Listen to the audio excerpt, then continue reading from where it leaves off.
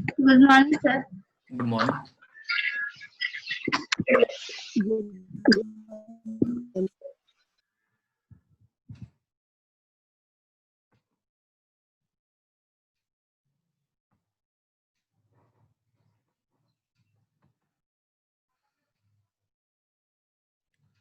Good morning everyone.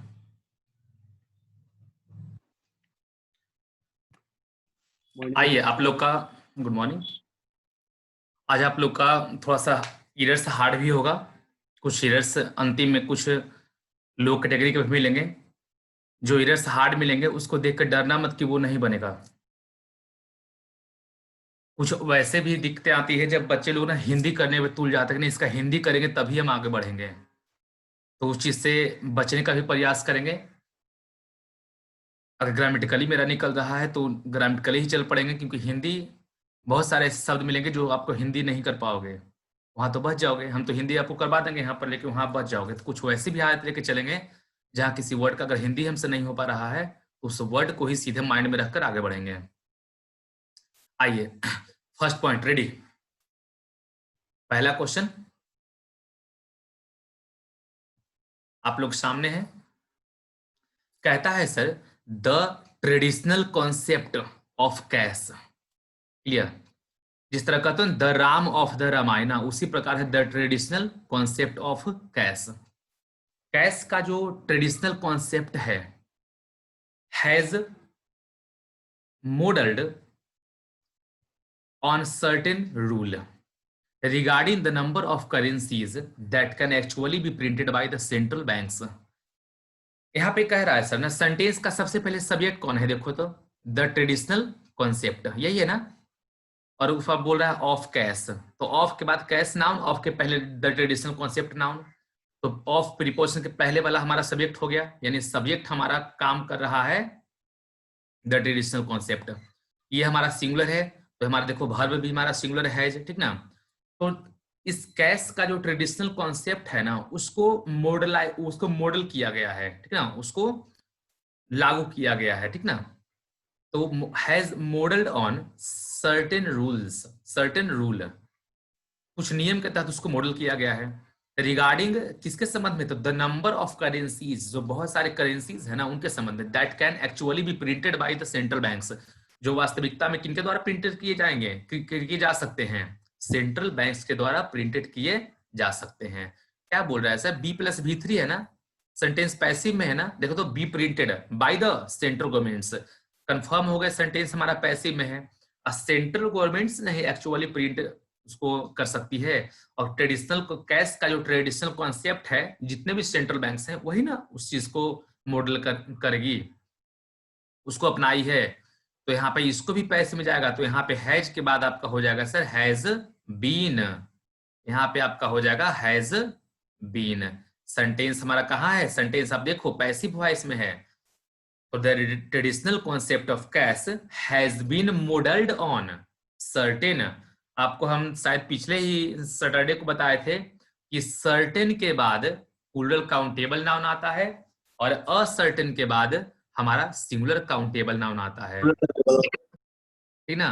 तो certain के बाद प्लूरल काउंटेबल नाउन, तो यहाँ क्या हो जाएगा? यहाँ पे हो जाएगा सर्टेन रूल्स। क्लियर? हमारा सेंटेंस खत्म, कहानी। सेंटेंस पैसिव में, ध्यान देना पैसिव वॉइस में, ठीक। तब हो गया ट्रेडिशनल कैश के ट्रेडिशनल कॉन्सेप्ट को किसने मॉडल किया? सेंट्रल गवर्नमेंट्स ने, वही ना एक्चुअली प्रिंटेड कर सकती है। तो हैज बीन मॉडल्ड ऑन और certain plus plural countable noun. Next आइए अगला। अब कहता है 2 नंबर में, कहता है sir this is based on a number of factors. यह जो है सर ना बहुत सारे फैक्टर्स पे आधारित है। इंक्लूडिंग, शामिल क्या क्या उस फैक्टर्स में? तो the gold, Boolean and bond, ये सभी एक तरह से कहो तो मुद्रा और के वैल्यू होते हैं। बॉन्ड, रिजर्व्स, संरक्षित, जो संरक्षित किए गए, that are hold by the government, जो संरक्षित किसके द्वारा किए गए हैं? गवर्नमेंट के द्वारा संरक्षित किए गए हैं। आपको मालूम है रिजर्व बैंक ऑफ इंडिया ये सब चीज रखती है, ठीक ना। नहीं तो कुछ और संस्था जो रखती है। तो सबसे पहले सर आप देखो, ये सब द हिंदू से उठाया हुआ टॉपिक आपका है।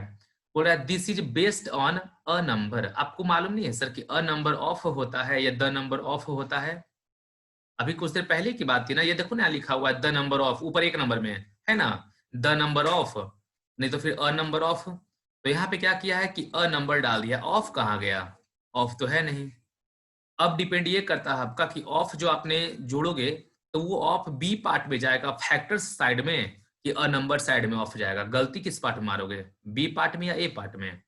तो देखो वहां पे कि ऑफ आ किसके लिए रहा है, ऑफ आएगा किसके लिए, किसके साथ ऑफ जुड़ेगा, तो ऑफ जुड़ेगा अ नंबर के साथ ना, तो अ नंबर साइड में ऑफ जुड़ेगा, ठीक है सर ना। तो ऑप्शन नंबर हमारा कौन हो गया, ऑप्शन नंबर हो गया ए। ठीक है। दूसरा चीज यहाँ पे बोल रहा है सर कि this is based on a number of factors, answer तो ये निकल गया, मल्टीपल इटर्स है, including the gold Boolean and bond bond.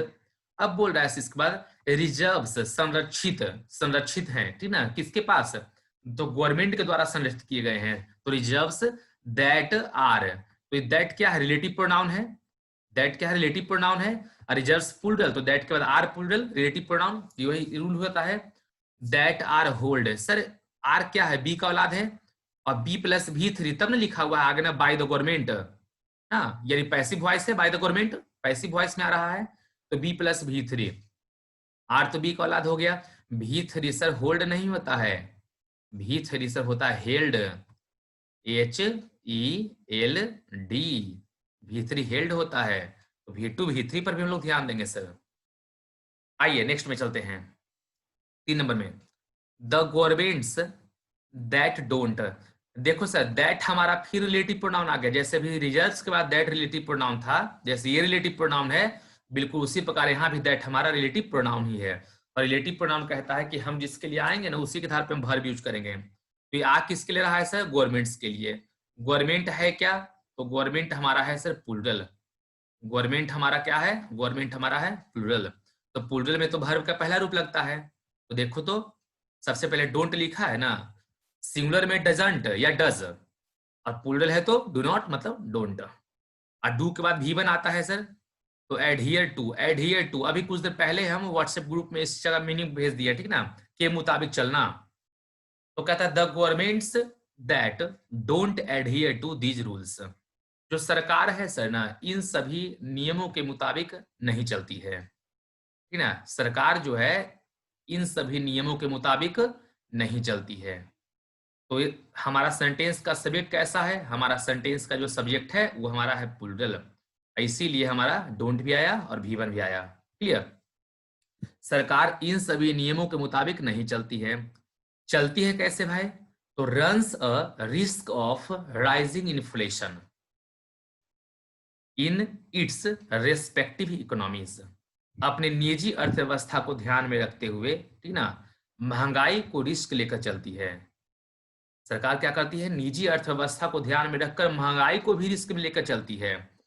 तो चलती है भाई, तो रंस, यहाँ तो V5 है, ये भर्ब आ किसके ले रहा है, कौन चलती है महंगाई को ध्यान में रखकर रिस्क लेकर, तो सरकार ही ना, तो सरकार तो प्लूरल है, अब प्लूरल में तो जाता है V1, तो यहाँ रंस नहीं होगा, यहाँ पे ओनली क्या होगा, यहाँ पे ओनली रन ही होगा V1, क्योंकि देखो ना डोंट लगा हुआ V1, यहाँ रन होगा। क्लियर, अब दूसरा चीज, ये तो प्लूरल के अनुसार यहाँ हमारा V1 यूज हो गया। अब next risk of rising inflation in its, ये इट्स तो एडजेक्टिव है सर ना, अपने निजी अर्थव्यवस्था को ध्यान में लेकर कौन चलती है, गवर्नमेंट सी ना, अब गवर्नमेंट क्या है हमारा, गवर्नमेंट हमारा है प्लूरल, और जब प्लूरल है गवर्नमेंट से तो प्लूरल का प्रोनाउन क्या होता है, प्लूरल का प्रोनाउन होता है दे, और दे का एडजेक्टिव क्या होता है, इट्स होता है, ये THEIR होता है दे का एडजेक्टिव, यहाँ पे इट्स नहीं होगा, यहाँ पे हमारा देयर होगा। ठीक है, बढ़िया, यानी सिर्फ सेंटेंस का सब्जेक्ट पकड़े तो सारा चीज हमारा निकला हुआ चल गया। इसलिए हम बहुत बार आप लोग को बताए हैं कि सेंटेंस का सब्जेक्ट जैसा रहेगा ना वैसा उसके साथ वर्ब आता है, एडजेक्टिव आता है, प्रोनाउन आता है, रिफ्लेक्सिव प्रोनाउन आता है, ऑब्जेक्ट आता है, प्रोनाउन पकड़ लेंगे पांचों हमारा निकल जाएगा। 3 हो गया, आगे चलते हैं 4 में। 4 नंबर में देखो सर, 4 नंबर क्या कह रहा है, इसको पढ़ना, सेंटेंस तो ऐसा लगता है कभी आप देखो नजर ही नहीं पड़ी है, क्योंकि थोड़ा सा न्यूज़पेपर का सेंटेंस है। Formal adoption of the concept of crypto by the governments will not only ensures a fair play for all but also that the existing currency become a top player in the crypto world। सबसे बड़ी बात sentence देख के, सबसे बड़ी बात यहाँ पे क्रिप्टो का पहले मैं अर्थ समझा दूं। ये जो क्रिप्टो है सर ना, ये क्रिप्टो एक करेंसी है, तब ने यहाँ पे लिखा करेंसी, एग्जिस्टिंग करेंसी नीचे। क्रिप्टो एक करेंसी है जो पूरा वर्ल्ड वाइड में चलती है। क्रिप्टो करेंसी पूरा वर्ल्ड वाइड में चलती है, इससे ब्लैक मनी भी अर्जित होते हैं बहुत सारे। तो वही यहाँ पे आपका बोल रहा है सर, अगर उस चीज को आप ध्यान दो तो यहाँ बोल रहा है कि सरकारों द्वारा, क्योंकि बाय द गवर्नमेंट्स लिखता है, सरकारों द्वारा क्रिप्टो की अवधारणा को औपचारिक रूप से अपनाने से, formal adoption of the concept of crypto by the governments. सरकारों द्वारा क्रिप्टो की अवधारणा को औपचारिक रूप से अपनाने से will not only ensures a fair play, कहता है न केवल सभी के लिए एक निष्पक्ष खेल सुनिश्चित होगा, but also that the existing currency become a top player in the crypto world, बल्कि यह भी एक मौजूदा मुद्रा क्रिप्टो जो है दुनिया में एक शीर्ष खिलाड़ी बन जाएगा। साफ बोल दिया कि सरकारों द्वारा क्रिप्टो की अवधारणा को औपचारिक रूप से अपनाने से न केवल सभी के लिए एक निष्पक्ष खेल सुनिश्चित होगा, बल्कि यह भी कि मौजूदा मुद्रा क्रिप्टो दुनिया में एक शीर्ष खिलाड़ी बन जाएगा। ये कह रहा है सर। ये तो आपका हो गया हिंदी। अब बोलो सर हिंदी इतना बड़ा नहीं समझ में आएगा तब हम बनाएंगे कैसे? तो देखो इसमें कोई बड़ी बात नहीं है कि नहीं बनेगा। ये हमारा formal adoption of the concept clear of crypto. Sentence का सब्जेक्ट कौन है sir? Formal adoption, the Ram of the Ramayana. तो देखो ऑफ के बाद भी है नाउन और ऑफ के पहले भी नाउन, तो प्रीपोजिशन के पहले वाले के आधार पे चलेंगे तो फॉर्मल अडॉप्शन हमारा सेंटेंस का सब्जेक्ट हो गया। ये है क्या? ये हमारा है सिंगुलर। ये क्या है हमारा सर? ये हमारा सिंगुलर है। ओके, तो उसको क्या बोलता है? By the governments. ठीक है, फिर लिख दिया सर विल। बढ़िया है भाई, विल लिख दिया तो और बढ़िया है। हमको चाहिए कि भी आएगा। सेल विल के बाद क्या आता है? Shall will, use to, ought to, need not, dare not, may, might, ये सब क्या है? भी लेता है। विल नॉट ओनली के बाद भी विल के अनुसार भी तो यहाँ भी है, V5 लिख दिया है तो इंश्योर्स होगा। यहाँ की इंश्योर होगा, यहाँ पर इंश्योर होगा। Okay, a fair play for all, but also, अब देखो यहाँ पे बोल रहा है but also that the existing currency, but also that the existing currency. यहाँ पे जो द एग्जिस्टिंग करेंसी है सर, यहाँ पे ये क्या है? सेंटेंस का सब्जेक्ट है। द एग्जिस्टिंग करेंसी जो है यहाँ पे ये हमारा सेंटेंस का सब्जेक्ट है। सेट का पिक नहीं शो कर रहा है।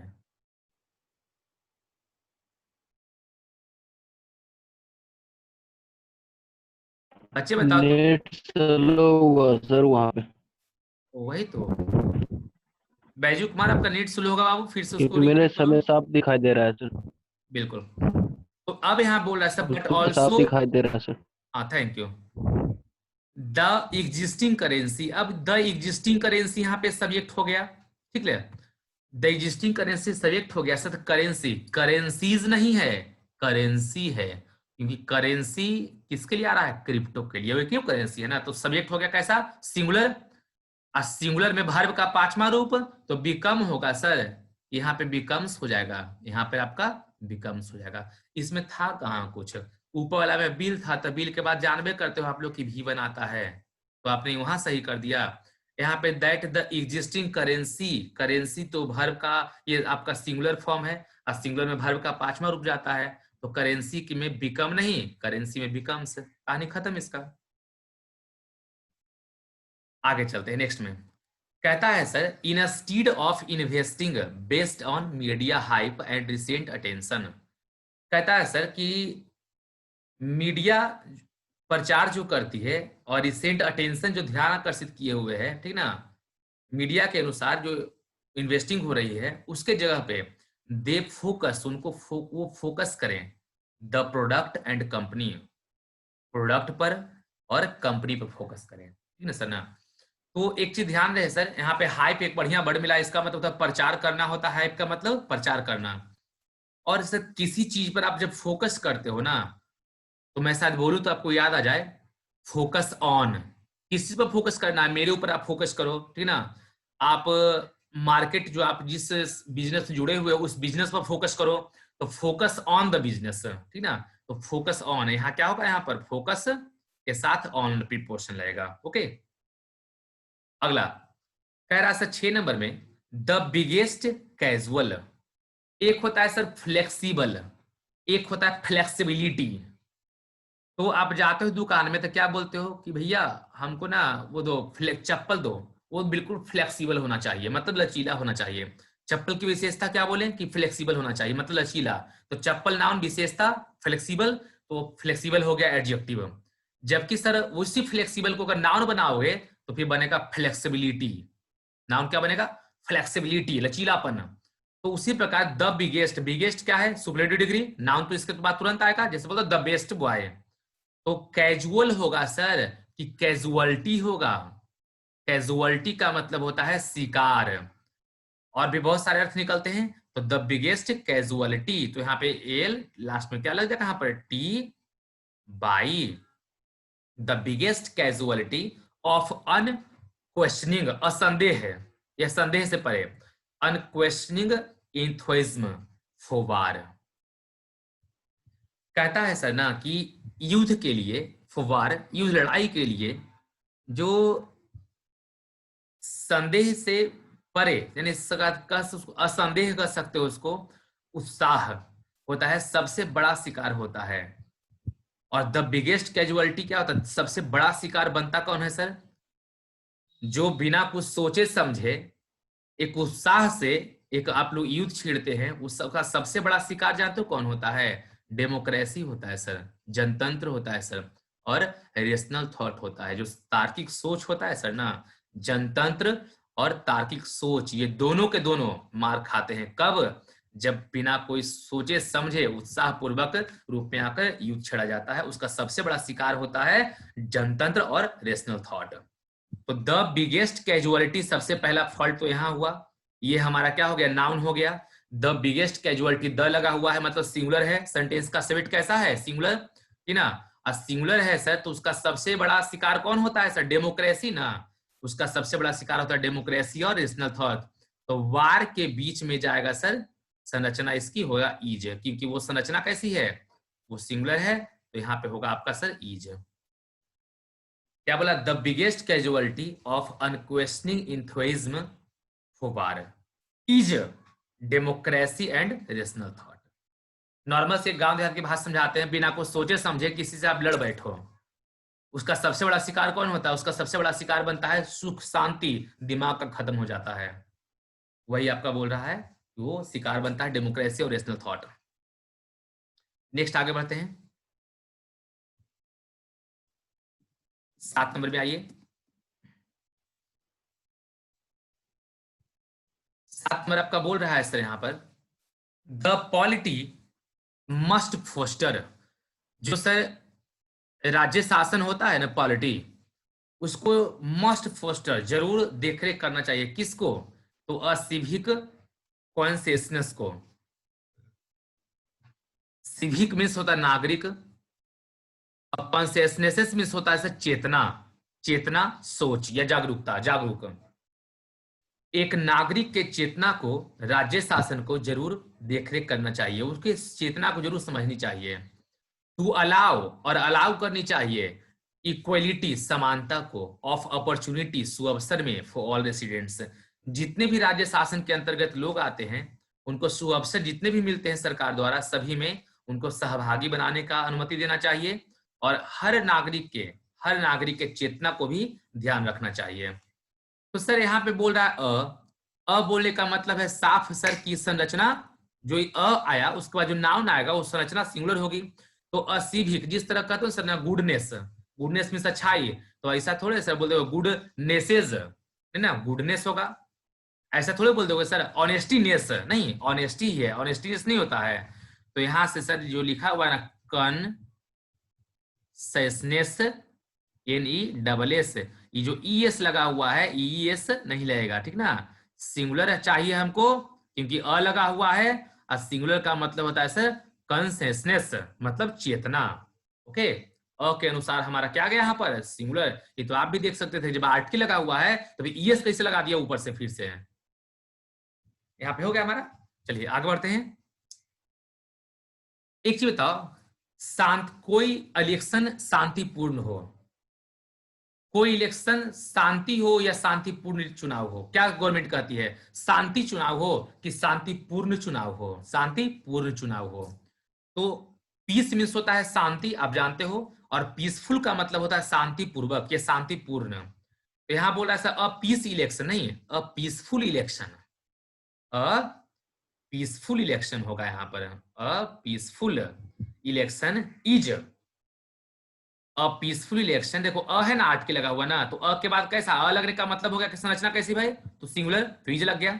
अ पीसफुल इलेक्शन एक शांतिपूर्वक शांतिपूर्ण चुनाव, वन ऑफ, आपको मालूम है वन ऑफ के बाद plural countable noun, one of the crucial indicator, नहीं इंडिकेटर्स, क्योंकि आपको मालूम है कि वन ऑफ के बाद प्लूरल काउंटेबल नाउन कहता है सर कि बहुत सारे क्रूशियल इंडिकेटर्स में से एक होता है शांतिपूर्ण चुनाव।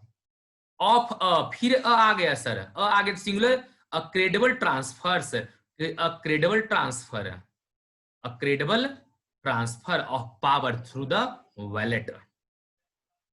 क्लियर, जो बैलेट पेपर पे हम लोग चुनाव करते हैं सर ना, वही बोल रहा है कि अ पीसफुल इलेक्शन बहुत is one of the crucial indicators, बहुत सारे निर्णायक इंडिकेटर्स में से एक शांतिपूर्वक चुनाव होता है सर। और वो होता क्या है, तो ऑफ अ क्रेडिबल ट्रांसफर, वहां विश्वास का सर आवागमन होता है, ऑफ पावर, विश्वास के तहत पावर को दर्शाया जाता है sir through the ballot, ballot paper के तहत। आगे चलते हैं, तो यहाँ पे जो गलती थी तो नॉर्मल से फॉल्ट था सर। नेक्स्ट में चलो अगला। सब बच्चे यूट्यूब क्लास के धुन में लगे कि बाद में देख ही लेंगे। हाँ सेट भेज दीजिए ना सर व्हाट्सएप ग्रुप में। ठीक है, हम सेट कर देंगे। आइए नेक्स्ट में बढ़ते हैं आगे। कह रहा है सर यहाँ पे देखना, व्हेन द वायरस, जब एक virus, from a photos, photos means होता है भ्रूण, जब एक वायरस भ्रूण के माध्यम से विद माइक्रोसेफली, माइक्रोसेफली जो है सर ना एक बीमारी का नाम होता है। कौन सी बीमारी को बोलते हैं माइक्रोसेफली? बचपन से ही सर बच्चे लोग का किसी का दिमाग विकसित नहीं होता है, बड़े होने पर भी दिमाग वैसा ही रह जाता है, मतलब तार्किक क्षमता नहीं आती है, उसको कहते हैं माइक्रोसेफली। वही बोल रहा है when the virus from a photos, एक बचपन भ्रूण से ही एक किसी के वो बीमारी अब रहती है शुरू से ही माइंड में विद माइक्रोसेफली, जिसमें दिमाग की वृद्धि नहीं होती है, ठीक ना। ये कहाँ पाएगा, किसी खास वायरस की बात कर रहा है, कहाँ, तो द वायरस ना, किसी खास वायरस की बात कर, उसी के वायरस की बात कर रहा है जो दिमाग विकसित होने नहीं देता है, उसको बोलते हैं माइक्रोसेफली। कहाँ पे सबसे पहले इसका हमको दृश्य मिला था, तो थाईलैंड में सबसे पहले दृश्य मिला था, थाईलैंड में। तो किसी जगह का जब नाम बताओगे सर ना, तो वहां पे ऑन नहीं होता है, आपको मालूम है कि जगह के नाम को शो करने के लिए हम लोग यूज करते हैं इन, जगह के नाम को शो करने के लिए हम लोग यूज करते हैं इन।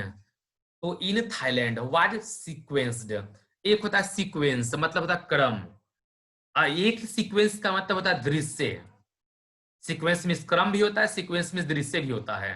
तो यहाँ पे वर्ब के रूप में लिया है ना, तो कहता वाज सीक्वेंस्ड, सबसे पहले हमको थाईलैंड में चीज देखने को मिला था। सेंटेंस सर एक चीज देखो तो कहाँ है, पास्ट में है ना, क्योंकि वाज लगा हुआ है, देखने के लिए मिला था सबसे पहले थाईलैंड में, तो पास्ट, इन हम हटक कर दिए। अब सेंटेंस जब पास्ट में है तो और भी तो सब चीज पास्ट में आएंगे, तो इट यहाँ पे डज नहीं होगा सर, यहाँ पे हो जाएगा इट डिड। ओके, यहाँ जाएगा it did not have the S139 in mutation, और अभी तक से देखा जाए तो उसमें परिवर्तन नहीं हुए, अभी भी वैसी केसेस पाए जाते हैं। म्यूटेशन का मतलब होता है परिवर्तन, S139 इन कोई कोड होगा उस बीमारी का अपना रखा होगा साइंटिस्ट लोग जो भी, म्यूटेशन में परिवर्तन। ओके, आइए चलते हैं आगे।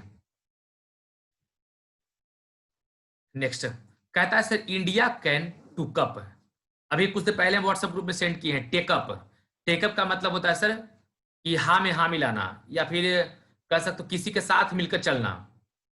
तो इंडिया कैन, आपको मालूम है ना कि कैन मॉडल वर्ब है और कैन के बाद भी आता है, तो इंडिया कैन टेकअप होगा सर, इंडिया कैन टूकअप होगा, इंडिया कैन टेकअप होगा, यहाँ पर यहाँ हो जाएगा India can take up. It's, India का प्रोनाउन क्या होगा, ईट, ईट का एडजेक्टिव क्या होगा, इट्स, सही है, इट्स फाइट, यानी इंडिया भी अगेंस्ट टेररिज्म, इंडिया भी टेररिज्म के खिलाफ फाइट कर सकती है। किसके साथ टिकअप करके, तो at the United Nations security council के साथ टिकअप करके फाइट कर सकती है।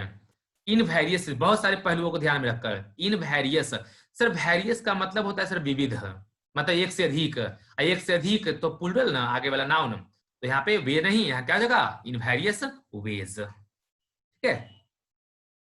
अगला देखिएगा, कहता है सर यहाँ पे एक और बढ़िया चीज सीखने को मिलेगा, before the GST was introduced, before the GST was introduced, यानी जीएसटी इंट्रोड्यूस जब किया गया था उससे पहले की बात कर रहा है।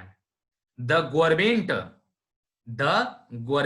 ये हमारा क्या है सर, सिंगुलर, इसीलिए आपका V5 लोड किया है, यानी सिंगुलर रख दिया, लेकिन गलत सर, सेंटेंस पास्ट में है, देखो वाज इंट्रोड्यूस्ड है ना, सेंटेंस पास्ट में है।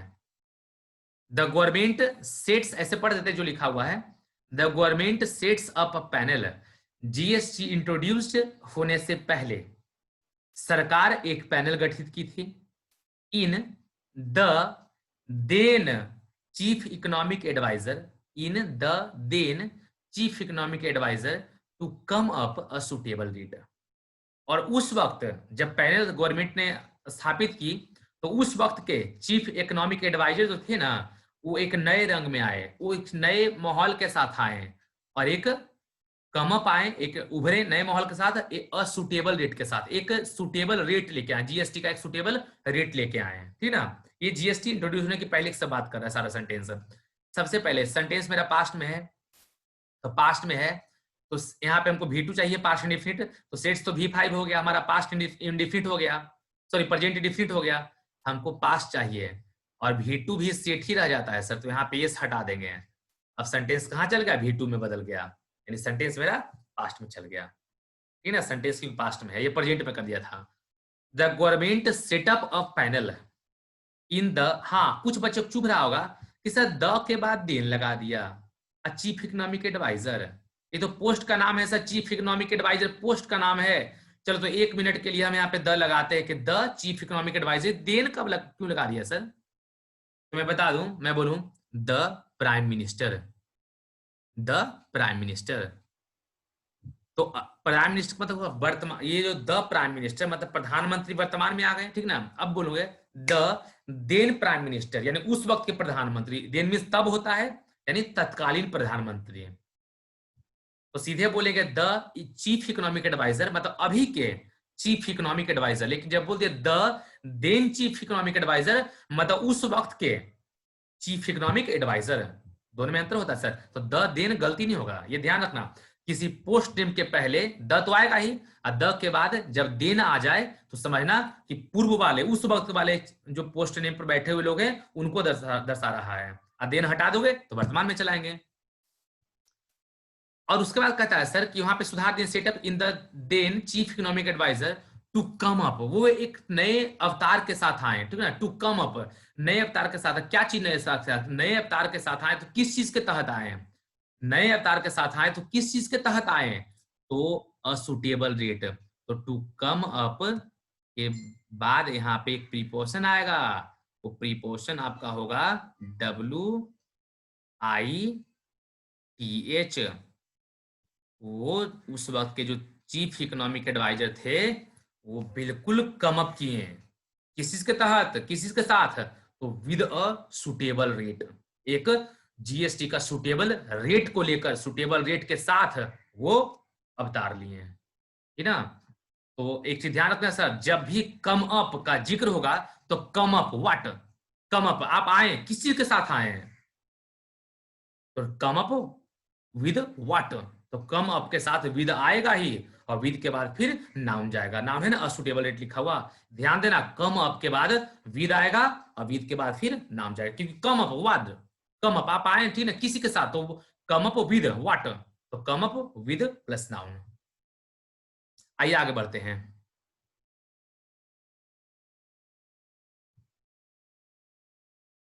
नेक्स्ट कहता है सर यहां पर यूज कैश, यहां पे आपका कह रहा है यूज कैश और अदर फेवर्स। आप कैश का प्रयोग करो या दूसरे रूप का प्रयोग करो एज एन इंड्यूसमेंट, प्रलोभन देने के लिए। इंड्यूसमेंट का मतलब प्रलोभन। टू गार्नर वोट्स, वोट देने के लिए, वोट देने के लिए आप पैसा का प्रलोभन दो या कोई और चीज का प्रलोभन दो इन एनी इलेक्शन, किसी भी चुनाव में। Is a punished offence in India, ये भारत में एक दंडनीय अपराध है। सबसे पहले sir walk is an exercise, कि to walk is an exercise या walking is an exercise. Okay, भी से शुरू नहीं होता है तो या तो यूज लिखो या तो टू यूज, और नहीं तो फिर लिखो यहां पर USING, यूजिंग कैश। सेंटेंस कितना बढ़ा दिया हुआ, ठीक ना, जान कुछ है सेंटेंस में। तो यूजिंग कैश और other favours as an inducement to garnered. अब बता टू के बाद भी आता है ना, तो यहां पे लिख दिया है टू गार्नर्ड, तो GARNER, यहां से ED यहां से कट जाएगा। टू के बाद क्योंकि क्या आता है हमारा, टू बाद आता है भी1। दूसरा चीज, आप लोग ट्रेन में सफर करते हो, क्या कहता है कि ट्रेन में गांजा पीना या जो स्मोकिंग करना जो भी है ना, ये पनिशेबल ऑफेंस, दंडनीय अपराध है। तो पनिशेबल, ठीक ना, ये पनिशेबल, ये दंडनीय अपराध योग्य है। तो इज अ पनिश्ड नहीं, यहां पे होगा इज अ पनिशेबल, PUNISHABLE, यहां होगा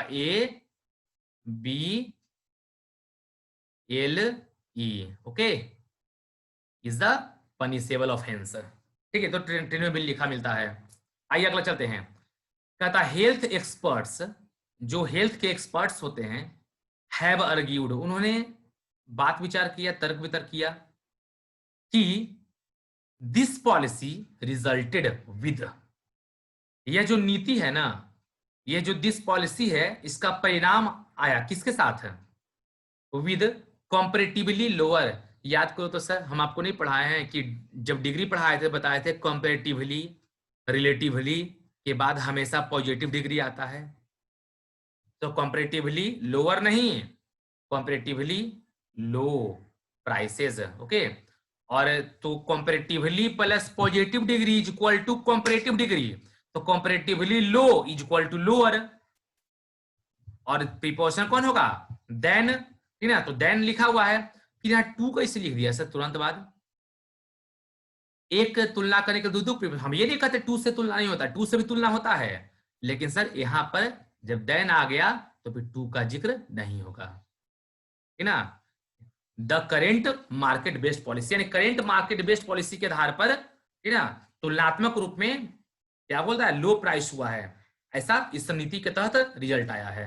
ऐसा हेल्थ एक्सपर्ट ने ऐसा आप तर्क वितर्क किया। तो सेंटेंस में दो फॉल्ट, दोनों क्लियर है। तो ध्यान रहे देन और टू दोनों साथ में नहीं आएंगे। नेक्स्ट अगला कहता है सर नेक्स्ट में, सेल रघुवीर and his friend like to a company. कहता क्या रघुवीर और उसके दोस्त एक समान काम करना इस कंपनी में आपस में मिलकर पसंद करेंगे, इन द जॉइंट, आपस में मिलकर पसंद करेंगे, which we are going to undertake today, जिस चीज को हम लोग आज एक साथ अंडरटेक अपने अंडर लेने जा रहे हैं, तो क्या उसमें रघुवीर और उसके दोस्त काम करने एक साथ पसंद करेंगे, ये बोल रहा है। मैं आपको एक चीज आज बता दूं, सब बच्चे ध्यान सुनना, आई के साथ और वी के साथ आता है सेल, यू के साथ और ही सी इट नेम के साथ आता है विल, फर्स्ट पर्सन के साथ आता है सेल, और सेकेंड तथा थर्ड पर्सन के साथ आता है विल। ओके, सेकेंड तथा थर्ड पर्सन के साथ आता है विल। आप लोग को जानते हैं चीज कि फर्स्ट पर्सन के साथ अगर हम विल लगा देंगे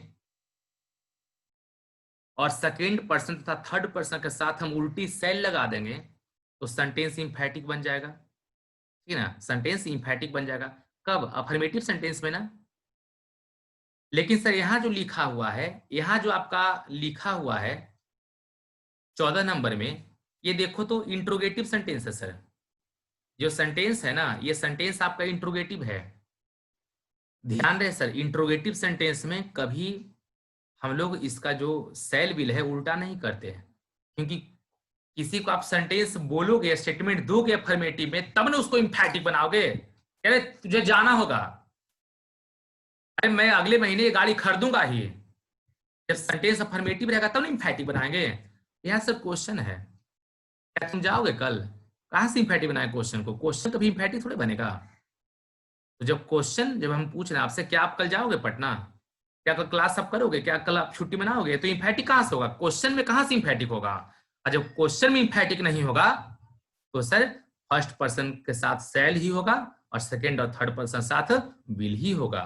तो ध्यान रहे, इंट्रोगेटिव सेंटेंस में कभी भूल कर भी फर्स्ट पर्सन के साथ विल नहीं लगाएंगे और सेकेंड और थर्ड पर्सन के साथ सेल नहीं लगाएंगे। इंट्रोगेटिव सेंटेंस में जो रूल है नॉर्मल, फर्स्ट पर्सन के साथ सेल और सेकेंड और थर्ड पर्सन के साथ विल, वही लगेगा। तो यहाँ पे लिखा हुआ है रघुवीर। रघुवीर तो मेरा थर्ड पर्सन है, ठीक ना। अब रघुवीर मेरा थर्ड पर्सन है सर यहाँ पर, तो रघुवीर जब मेरा थर्ड पर्सन है तो आप देखो थोड़ा सा, थर्ड पर्सन में हमारा क्या आता है? विल ना। तो यहाँ पे सेल नहीं होगा, यहाँ पे आपका होगा जाएगा यहाँ पर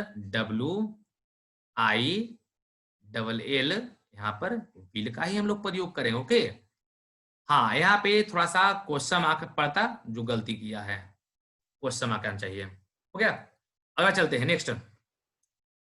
यहाँ पे लिखा हुआ है he doesn't like such disgusting things, वह इस प्रकार की घृणात्मक चीजों को पसंद नहीं करता। नॉर हिज वाइफ डज, और ना ही उसकी पत्नी पसंद करती है। आज ही हम ग्रुप में भेज चुके हैं इसका रूल। पहला सेंटेंस निगेटिव हो और दूसरा सेंटेंस में नॉर का प्रयोग हो, पहला सेंटेंस निगेटिव हो और दूसरा सेंटेंस में नॉर का प्रयोग हो, तो एक चीज ध्यान रहे सर, नॉर के बाद सबसे पहले आता है ऑक्सिलरी वर्ब। तो नॉर हो जाएगा यहां पर डज, नॉर डज, उसके बाद से फिर जाएगा सर सब्जेक्ट, तो nor does his wife, nor does his wife. अब मेन वर्ब, तो मेन वर्ब में क्या चल जाएगा? फिर से डू, मेन वर्ब में चल जाएगा हमारा डू। ओके, तो जगह nor does his wife do. ठीक है, ध्यान रहे, पहला सेंटेंस निगेटिव हो और बाद वाला आपका नॉर हो, तो नॉर के बाद auxiliary verb plus subject plus main verb. आगे चलते हैं नेक्स्ट में। अब कहता है sir he did not succeed in the examination, he did not succeed in the examination yet he worked hard. इसका हिंदी को तो क्या हो रहा है कि वह परीक्षा में सफल नहीं हो पाया, वह परीक्षा में सफल नहीं हो पाया, फिर भी उसने कड़ी मेहनत किया। गलत, ऐसे थोड़ा होता है, ऐसे होगा उसने, यद्यपि उसने कड़ी मेहनत किया फिर भी परीक्षा में सफल नहीं हो पाया, ऐसा होगा ना। तो यहाँ पे सेंटेंस उल्टा लिखा हुआ, ऐसा होना चाहिए although he worked hard, although he worked hard yet he did not succeed in the examination, ऐसा होना चाहिए। ठीक है, इसको सुधार लेना। Next, mister Chhabra disowned his son, mister Chhabra अपने बेटे को इनकार कर दिए। ओनली, सिर्फ, because he was married a girl, क्योंकि उसकी शादी एक लड़की से करा दी गई थी, जो लड़की फ्रॉम अनदर रिलीजन, जो लड़की दूसरे धर्म से संबंध रखती थी। हो सकता है 1 मिनट के अंदर ही कट जाए, तो आप लोग 5 से 6 मिनट बाद जुड़ना, जिसमें एक नीचे वाला सेंटेंस सब करवा देंगे। कहता है एक चीज ध्यान रहे, मैरिड हम बता चुके हैं आप लोग के बैच में, मैरिड के साथ प्रीपोजिशन आता भी है, नहीं भी आता है। अगर मैरिड शब्द का प्रयोग पैसिव वॉइस में हो, है ना, he was married, passive voice, उसकी शादी करा दी गई एक लड़की से जो दूसरे धर्म की थी, तो मैरिड का प्रयोग अगर पैसिव वॉइस में हो सर, तो मैरिड के साथ प्रीपोजिशन आता है टू। ये टू किसके साथ आएगा? मैरिड के साथ ना। तो ऑप्शन नंबर इधर वाला में हम गलती ढूंढेंगे। मैरिड का प्रयोग अगर पैसिव वॉइस में हो तो मैरिड के साथ प्रीपोजिशन टू आता है, जबकि मैरिड का प्रयोग यदि एक्टिव वॉइस में हो, लड़का का नाम पहले हो